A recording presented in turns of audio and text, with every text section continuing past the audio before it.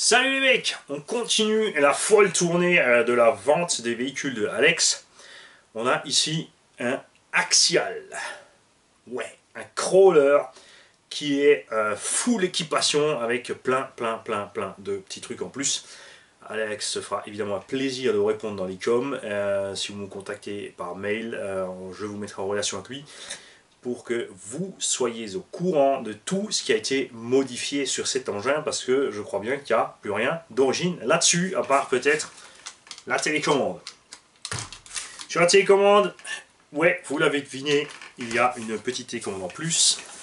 Nous avons devant le treuil.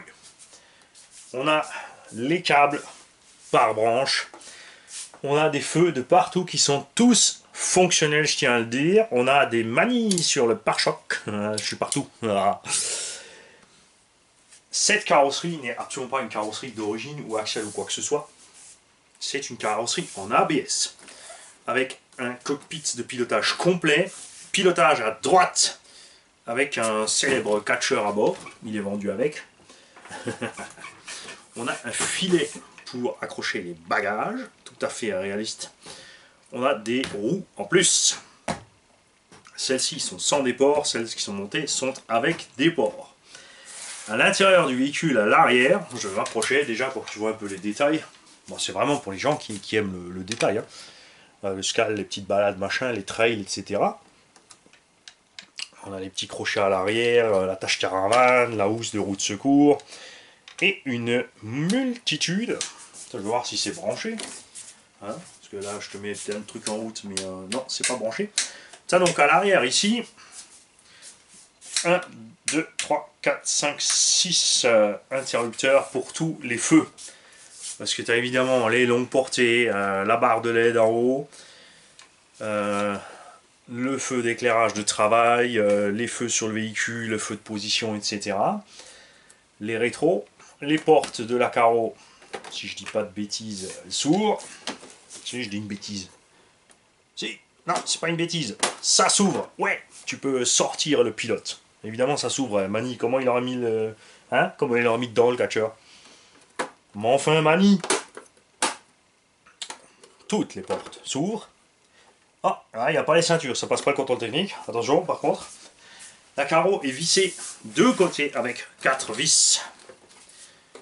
Là, tu peux te l'enlever. Il y a aussi le snorkel, évidemment. La carreau pèse une blinde. Parce que l'arceau qui est dessus, ça, c'est en ferraille. Alors, est-ce que je peux la retourner tant que tout se casse la figure? La ride à l'arrière s'ouvre aussi, tu vois. On a tout le système d'éclairage de LED qui est intégré dans la carreau. Évidemment, comme on a toutes ces choses-là, on a peu de place sur le châssis. Et c'est pour ça que tu vas voir que sur le châssis, il reste pas grand-chose. On a à l'arrière, imprimant 3D, une boîte de réception. On a le vario électronique ici, avec sa prise LiPo et évidemment toutes les prises pour alimenter les feux et le reste. Le support de batterie. Une boîte compacte, puisque la réduction n'est pas ici dans la boîte de transfert, on appelle ceci une boîte de transfert. La réduction est ici, montée directement au moteur, tout simplement. Serré haute direction, il est encore sur le pont. On a ici le module de commande du treuil, le treuil, suspension aluminium, plein de pièces en alu. On a ici les rails du côté en alu, le châssis est en alu. On a des ponts en alu. Ça veut dire que ça pèse une blinde ce machin. On a une bielle de liaison qui fait office d'amortisseur de direction, style comme sur les vrais. Enfin, c'est look, ça fait pas le travail évidemment. Là-dessus, il y aura évidemment, si quelqu'un est intéressé par l'achat de ce véhicule, 2-3 petits trucs, choses à... Il n'y a rien de spécial à entretenir, elle fonctionne parfaitement comme elle est. Il s'est donné du mal, il a mis des petits soufflets sur chaque articulation de cardan. Le cardan avant d'ailleurs est full métal. Il faudra juste changer l'ancrage inférieur des amortisseurs, mettre des cales.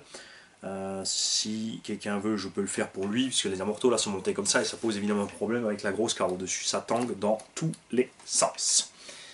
Mais ça se règle, il n'y a pas de souci. Donc si vous êtes intéressé par ce Defender 110 ou 130, je vais me faire tirer dessus. Parce que les fans de Scal, ils sont pointueux là-dessus. Attention, ça rigole pas. Hein. Pas déconner. Hein. Vous me contactez par mail. Et je le répète, vous aurez évidemment toutes les infos de la part de Alex pour tout ce qui concerne son véhicule.